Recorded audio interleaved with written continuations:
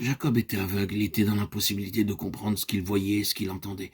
Bien qu'il ait failli complètement dans la compréhension des desseins de Dieu, Dieu ne les changea pas. Plusieurs d'entre vous, vous pouvez être comme Jacob aujourd'hui. Vous pouvez dire, oh Dieu, guéris-moi seulement, ou donne-moi seulement du travail, ou donne-moi une bonne maison. Et je te donnerai beaucoup plus. La crainte empêchait Jacob de comprendre. Son cœur en était rempli. Même endormi, il avait encore peur, s'imaginant peut-être qu'Ésaü venait après lui. Bien qu'il ait marché très vite et couvert ce jour-là à une grande distance, la peur le rendait incapable de saisir les paroles de Dieu. Ainsi, Dieu a dû commencer à travailler dans la vie de Jacob jusqu'à ce qu'il comprenne ce qu'il avait dit. Aussi longtemps qu'il y a de la crainte dans nos cœurs, ce que Dieu dit nous est inaccessible. À tout moment, le diable introduira dans nos cœurs toutes sortes de frayeurs, et par la crainte, nous serons empêchés de comprendre les plans et les desseins de Dieu. Jacob avait à apprendre beaucoup de dures leçons avant de connaître le dessein de Dieu. Être délivré de la peur lui demanda 20 ans. Ne disons cependant pas, puisque Jacob a mis 20 ans à apprendre la leçon, moi j'attendrai aussi 20 ans. Nous avons l'amour de Christ répandu dans nos cœurs, et le Saint-Esprit nous enseigne toutes choses.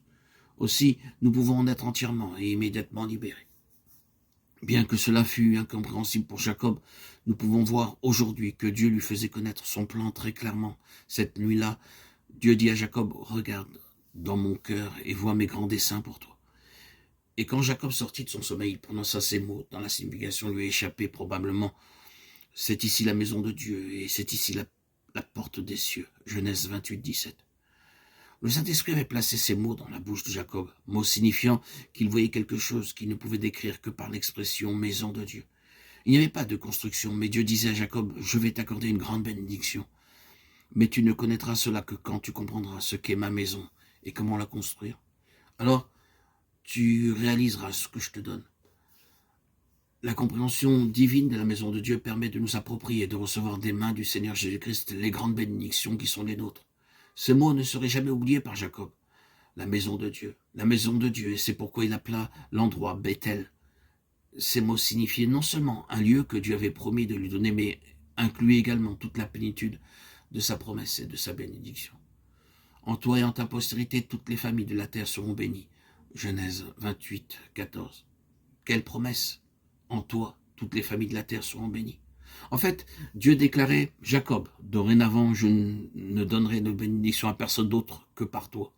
Et voici la déclaration de Dieu, Jacob, c'est seulement par toi et par ta postérité que toutes les familles de la terre pourront recevoir une bénédiction venant de moi. Vous trouverez parfois dans une galerie marchande une boutique ayant un certain article pour lequel le marchand vous dit « Monsieur, je suis l'unique fournisseur de cet article pour toute la région. » De la même façon, Dieu disait à Jacob maintenant, Jacob, la bénédiction que je te donnerai sera telle que toutes les autres familles de la terre ne pourront recevoir ma bénédiction que par toi. Quelle est la signification des paroles de Dieu?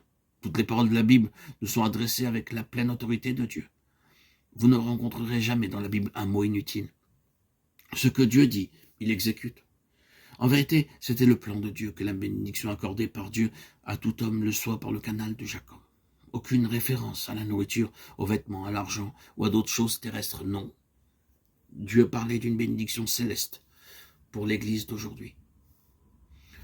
Car c'est en Christ qu'a pris naissance la nouvelle postérité spirituelle de Jacob. Lorsque nous comprenons véritablement notre vocation céleste en Christ, nous réalisons que ce n'est que de son Église, et par son Église, et dans son Église, la vraie maison de Dieu, que Dieu peut donner des bénédictions aux autres. C'était son plan depuis le tout commencement. Et c'est ce que nous voyons lorsque nous arrivons à la fin des Écritures, Apocalypse 21.